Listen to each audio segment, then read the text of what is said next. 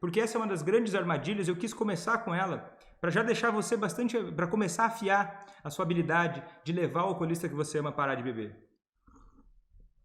Tem alguns macetes, tá? No bom sentido da palavra, esse é um deles. Eu vou te contar essa história numa situação que me aconteceu no meu consultório. Quando eu trabalhava ainda em Porto Alegre, num consultório, né? Eu atendia. Você vai conhecer mais, talvez se você não conhece, você vai conhecendo a minha história, né? Quando eu trabalhava com alcoolistas, diretamente, né? Quando eu não trabalhava só com familiares, eu ainda atendia alcoolistas. E aí acontecia o seguinte, chegou uma pessoa, né? Era um médico, inclusive, uma pessoa que, um médico, tem conhecimento em saúde. E ele chegou dizendo o seguinte, Vitor, eu vim aqui para fazer uma consulta com você porque eu quero saber se eu sou alcoólatra. Pensa bem, pega a história aqui, olha, ele é um médico que conhece, ele tem ideia o que é o alcoolismo, ele pode pesquisar, ele pode estudar, e ele inclusive já tinha estudado. Ele tinha olhado no livro e ele falou para mim, olha, Vitor, eu estou aqui querendo saber se eu sou mesmo alcoólatra ou não. E aí ele me sugeriu que eu pegasse os critérios, tá? Tem até um livro, ó, que eu pegasse os critérios diagnósticos, ele como médico, ele já conhecia esse livro, em que você pega os critérios diagnósticos para você começar a ver quais são as características do alcoolismo. Acompanha o que aconteceu, olha só.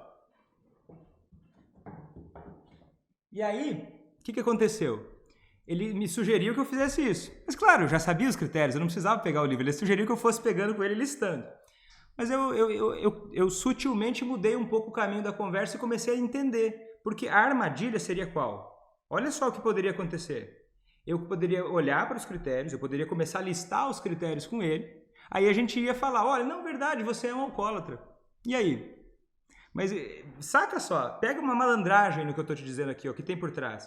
Por que essa pessoa que já sabia, ela já conhecia os critérios, ia procurar uma outra para tentar entender se ela era ou não alcoólatra?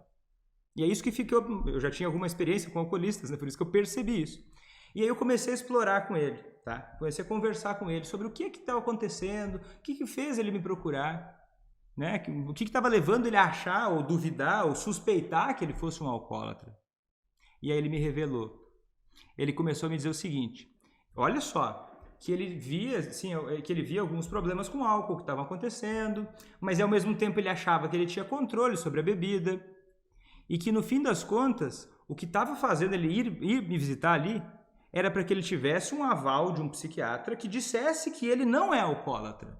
Esse era o intuito inicial dele, essa era a intenção inicial dele. Porque ele estava muito incomodado, muito perturbado, porque na casa dele, com a esposa dele, a convivência estava muito desagradável. E ela passava o final de semana, eles bebiam de vez em quando, juntos até no final de semana, mas ele acabava se passando muito mais que ela, e ela começava a acusá-lo. Né? Alguém poderia dizer, diagnosticá-lo, ou rotulá-lo, acusá-lo.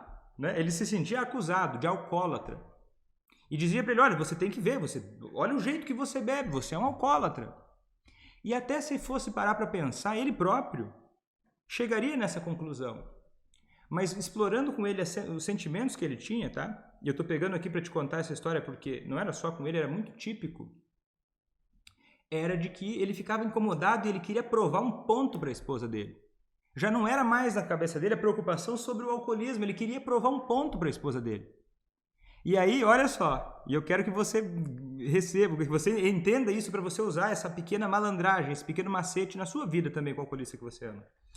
E eu não comprei essa história de ficar discutindo com ele se ele era ou não era alcoólatra. Eu comecei a perguntar para ele o que estava acontecendo, o que estava incomodando ele. E começaram a aparecer coisas. Começaram a aparecer desconfortos dele com o que estava acontecendo.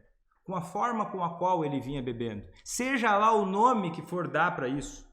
Obviamente, tecnicamente, a gente poderia dizer que isso era alcoolismo. Ele já sabia disso. Essa não era a questão. Perceba que essa nunca foi a questão. Inclusive, essa discussão, esse debate, é o que estava fazendo ele dizer o seguinte, olha, Vitor, quando a minha esposa começava a querer dizer que eu era alcoólatra, eu não sou alcoólatra, como é que pode alguém ser alcoólatra? Eu não, os outros sim, mas eu não. É desagradável, né? Eu acho que é compreensível, eu acho que é interessante que você possa olhar para isso com uma certa compaixão, no sentido assim de, poxa, eu sei que muitas vezes o alcoolista que você ama pode ser muito desagradável, ele pode ter um comportamento que você ainda não entende. E eu espero que ao longo desse aquecimento da Semana ACA você consiga entender melhor, mas que você se sinta muito frustrada com o que acontece. E pareça que o recurso de tentar disputar pela razão com ele seja o mais interessante. Mas muitas vezes esse é o veneno que você está colocando na sua própria comida sem perceber. E daí, conforme eu fui conversando com ele sobre os prejuízos que ele via, o desconforto que ele via em relação ao que estava acontecendo, né, o quanto estava sendo desagradável para ele continuar bebendo daquela forma, aí sim ele começou a perceber o quê? Não interessa se ele é alcoólatra ou não. Naquele contexto não interessava.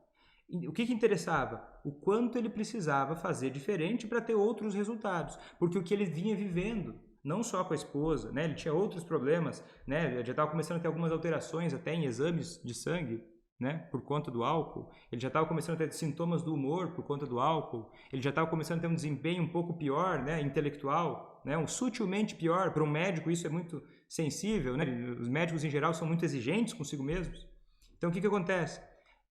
Existiam coisas que incomodavam primariamente a ele. E eu quero que você perceba que o alcoolismo é isso. O alcoolismo e por isso que dá para você fazer quem você ama parar de beber. Porque o alcoolismo é o prejuízo em si que a pessoa tem.